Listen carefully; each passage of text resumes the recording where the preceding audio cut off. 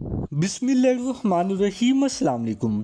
جیسا کہ آپ جانتے ہیں کہ پاکستان کے army chief general Qamar Javed Bajwa اپنے 6 روزہ سرکاری دورے کے موقع پر ان دنوں امریکہ میں موجود ہیں، جہاں ان کی کل پینٹاگون میں U S secretary of defence Lloyd Austin سمیت دیگر سینئر امریکی حکام سے ملاقات ہوئی، جس میں پاکستان اور امریکہ کے درمیان بائی لیٹرل ریلیشن سمیت بالخصوص افغانستان کے حوالے سے تفصیلی بات چیت ہوئی۔ تاہم ہمارے ہاں کچھ لوگوں کا اس ضمن میں یہ کہنا ہے کہ اگر پاکستان امریکہ کے قریب جاتا ہے تو اس سے شاید پاکستان کے چائنا سے تعلقات خراب ہو جائیں، اور پتہ نہیں اس حوالے سے کیا کیا ان نیسیسری باتیں کی جا رہی ہیں۔ دیکھیں، میری نظر میں پاکستان کا اکنومکلی سٹیبل ہونا خود چائنا کے اپنے انٹرسٹ میں ہے، بلکہ چائنا کی یہ اپنی خواہش ہو سکتی ہے کہ پاکستان کے امریکہ کے ساتھ تعلقات بہتر ہوں۔ وہ اس طرح سے کیونکہ جو اس وقت پاکستان کی معاشی صورتحال ہے اس کی وجہ سے ہماری چائنا پر فائنینشلی بہت زیادہ ڈیپینڈنسی ہے۔ اوپر سے پاکستان کو اس وقت سیلاب جیسی سنگین صورتحال کا سامنا ہے، لہٰذا ایسے میں اکیلا چائنا آخر کب تک آپ کی فائنینشیل ایڈ کرتا رہے گا؟ ہر چیز کی کوئی لیمٹ ہوتی ہے، لہٰذا اس کمپنسیشن کو پورا کرنے کے لیے اگر امریکہ پاکستان کی فائنینشیل ایڈ کرتا ہے تو اس سے الٹیمیٹلی آپ چائنا کو ہی فیور دے رہے ہیں۔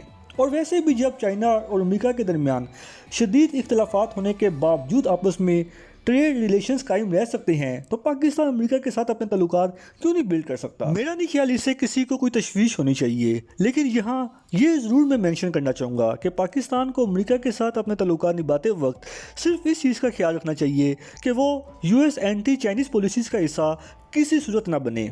صرف اس چیز کا پاکستان خیال کر لے، باقی اس میں کوئی حرج نہیں اگر پاکستان امریکہ سے اپنے تعلقات بہتر کرتا ہے، بلکہ اس میں پاکستان کا اپنا ہی انٹرسٹ ہے، کیونکہ جس طرح سے پاکستان کو اپنی اکانومی کی سروائیول کے لیے امریکہ کا تعاون درکار ہے، سملرلی افغانستان میں طالبان کی حکومت آنے کے بعد امریکہ بھی پاکستان کی مدد کے بغیر افغانستان میں سروائیو نہیں کر سکتا۔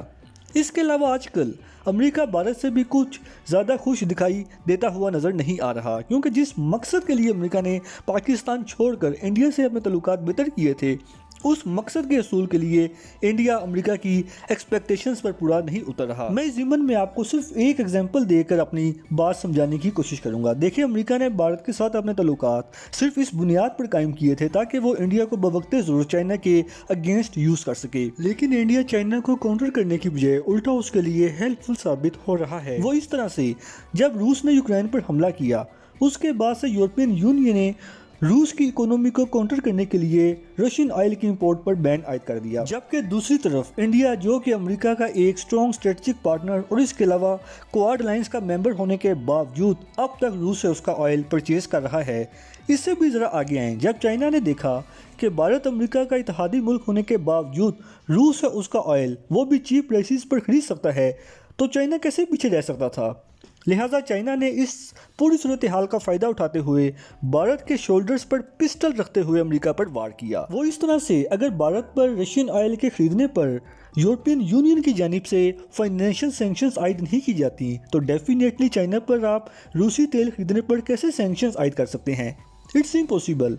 اور حال یہ ہے کہ اس وقت روس، سعودی عربیہ، ایران سمیت کوئی بھی ملک ایون ڈبل پرائسز پر بھی اپنا تیل امریکہ کو دینے کے لیے تیار نہیں، جبکہ دوسری طرف وہی آئل چائنا روس سے چیپ پرائسز پر خرید رہا ہے۔ اور چائنا کو یہ چیپ آفر کس نے پرووائڈ کی؟ اسی ملک نے جس کو امریکہ چائنا کے اگینسٹ یوز کرنا چاہتا تھا، یعنی بھارت۔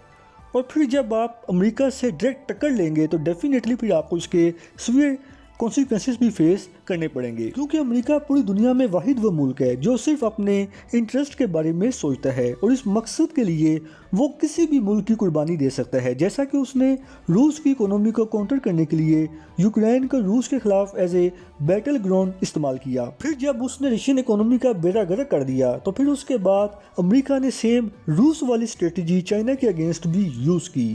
وہ تب جب امریکہ نے اپنی ہاؤس اسپیکر نینسی پیلوسی کو تائیوان کے وزٹ پر بھیجا تاکہ اس سے چائنا اشتعال میں آ کر تائیوان پر حملہ کر دے گا۔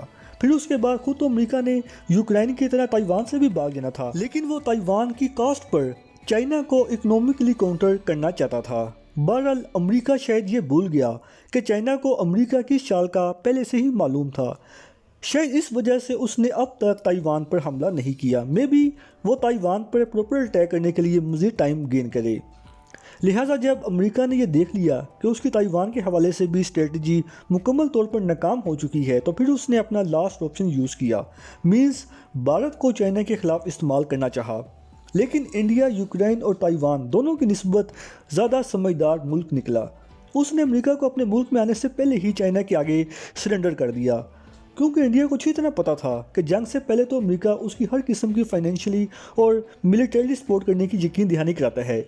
لیکن جب کل کو بھارت اور چین کی باقاعدہ جنگ شروع ہو جانی تھی، اس وقت امریکہ نے بھارت کے ساتھ بھی وہی کچھ کرنا تھا جو کہ اس نے ماضی میں یوکرین اور تائیوان کے ساتھ کیا۔ اور ویسے بھی انڈیا چائنا جیسے سپر پاور ملک کا تنہم تنہا کیسے مقابلہ کر سکتا ہے؟ It's impossible. لہٰذا جب امریکہ کو کنفرم ہو گیا کہ بھارت اس کے لیے کوئی زیادہ موضوع ثابت ہونے والا نہیں، تو اس نے ایک بار پھر پاکستان کی جانب رخ کر لیا، جو کہ میں نہیں سمجھتا کہ اس میں کوئی مذائقہ ہے۔ بس پاکستان کو اپنی ماضی کی غلطیوں سے سبق سیکھتے ہوئے مستقبل میں امریکہ کے ساتھ آگے بڑھنا چاہیے۔ اس کے علاوہ پاکستان کو ہر معاملے میں بڑا محتاط رویہ اختیار کرنا ہوگا تاکہ امریکہ سے تعلقات نبھاتے ہوئے پاکستان کے نیشنل انٹرسٹ افیکٹ نہ ہوں۔ بس ان چند ایک چیزوں کا پاکستان خیال رکھ لے، باقی بے شک وہ امریکہ، چین، روس سمیت کسی بھی ملک سے اپنے تعلقات بہتر کر سکتا ہے۔ It doesn't matter. فی الحال اس وقت کے لیے اتنا ہی، ملتے ہیں انشاءاللہ اگلی ویڈیو میں، تب تک کے لیے اجازت۔ اللہ پاک ہم سب کا حامی و ناصر ہو۔